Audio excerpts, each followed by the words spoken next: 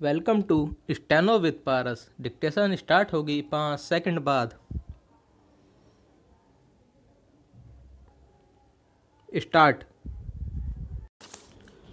पश्चिम बंगाल के उत्तर दिनाजपुर जिले में भाजपा विधायक देवेंद्र नाथ जिस तरह एक दुकान के बाहर फांसी के फंदे पर लटके मिले, उससे यही अधिक लगता है कि उनकी हत्या की गई है।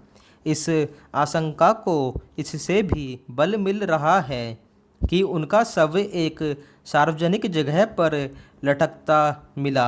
हालांकि उनके पास से एक कथित पत्र मिलने की बात कही जा रही है, जिसमें उन्होंने अपनी मौत के लिए कुछ लोगों को जिम्मेदार बताया है, लेकिन उसकी सत्यता पर यकीन करना कठिन है।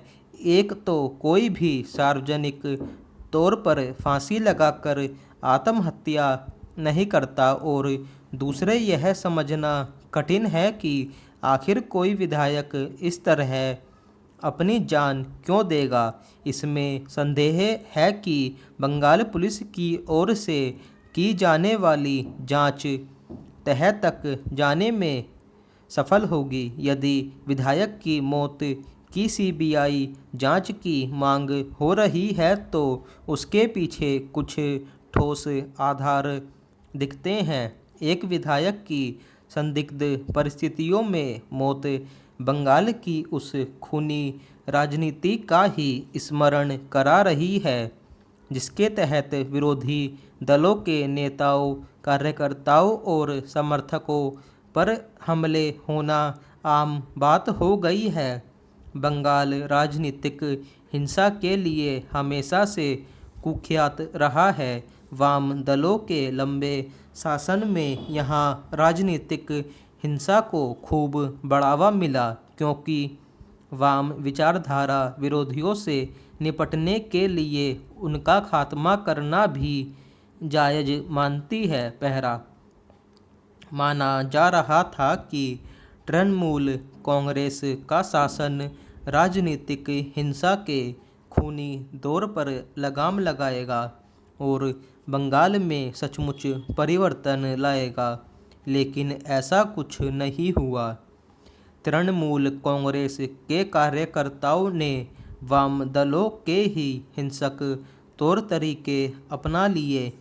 वास्तव में तृणमूल कांग्रेस ने खुद को एक तरह से वाम दलों में तब्दील कर लिया है।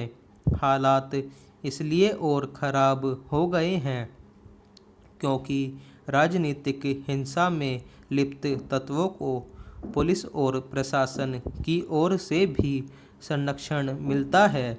हालांकि बंगाल में विधानसभा चुनाव अगले साल हैं, लेकिन हिंसक राजनीतिक टकराव का सिलसिला यही बताता है कि हिंसा हत्या के सहारे चुनाव जीतने की तैयारी शुरू हो गई है। बंगाल में शायद ही कोई सप्ताह ऐसा गुजरता हो जब कहीं न कहीं राजनीतिक हिंसा की वारदात न होती हो।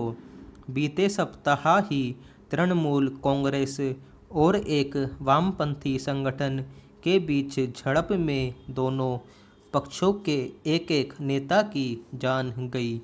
इससे पहले एक ही दिन अलग अलग घटनाओं में 5 लोग मारे गए थे। अगर यह सिलसिला थमा नहीं तो बंगाल विधानसभा चुनाव तक रक्त रंजित हो जाएगा।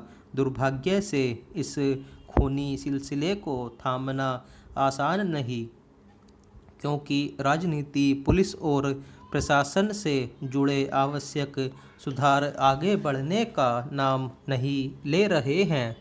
स्टॉप।